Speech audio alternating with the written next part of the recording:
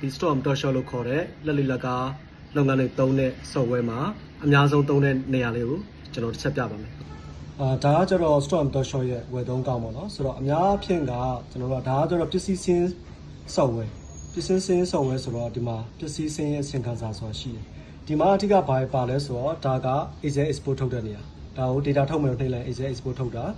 ပြီးရင်ဒီမှာလုပ်ငန်းနာမည်ပေါ့နော်တကယ်လို့ဆိုင်ခွဲတွေရှိရဆိုရင်ဆိုင်ခွဲတွေကိုကျွန်တော်မြင်ကြည့်လို့ရတယ်ပြီးရင်ဒီပစ္စည်းကဘယ်ဆိုင်မှာရှိရဆိုတာတစ်ခါတွဲပြရတယ်ပေါ့နော်ပြီးရင်ဒီမှာအရေးအတွက်ဘယ်နှခုရှိလဲအခုဒီမှာအနေရောင်အဝါရောင်အမဲရောင်မြင်ရလိမ့်မယ်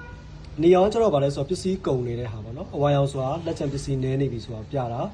အမဲဆိုတာတော့ဒါလက်ကျန်ပစ္စည်းရှိသေးတယ်ပေါ့နော်ပြီးတော့ unit ပါတယ်လက်လီဈေးလက်ကားဈေးပါတယ်ဒီလိုပုံစံမျိုးသူကပြပေးတယ်ပြီးရင်ကျွန်တော်တို့ကခုနလိုပေါ့ဘာကိုပဲကြည့်မှလဲပစ္စည်းလက်ကျန်နည်းနေတာကိုပဲကြည့်မှလားမရှိတော့တာကိုကြည့်ချင်လားပေါ့နော်ဒါမျိုးတွေကိုလည်းကိုကရွေးပြီးလို့ရတယ်ပြီးရင်ကိုက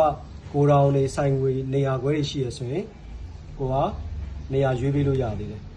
ပြီးရင်ကျွန်တော်နောက်တစ်ချက်ရှိတယ်နောက်တစ်ချက်ကကြောက်ဒီမှာကျွန်တော် stock လက်ကျန်ပေါ့နော် stock လက်ကျန်ကိုကျွန်တော်ပစ္စည်းလက်ကျန်ကိုကျွန်တော်ဝယ်ဈေးနဲ့လက်လီဈေးနဲ့လက်ကားဈေးနဲ့ဒီလိုလေးပြပြီးအဲ့ကျွန်တော်ကိုကဒီဘက်မှာပစ္စည်းတစ်ခုချင်းစီရဲ့ဒီလက်လီဈေးလက်ကားဈေးလည်းသိရတယ်လို့အောက်မှာစုစုပေါင်းပေါ့လုံးပေါင်းပေါ့နော်ကိုပစ္စည်းလက်ကျန်တန်မှုကဘယ်လောက်ရှိတယ်ဆိုတာဘယ်ဈေးနဲ့လဲဆိုတာကျွန်တော်ဒီမှာတစ်ခါလေးမြင်ရတယ်ဒီလိုပုံစံမျိုး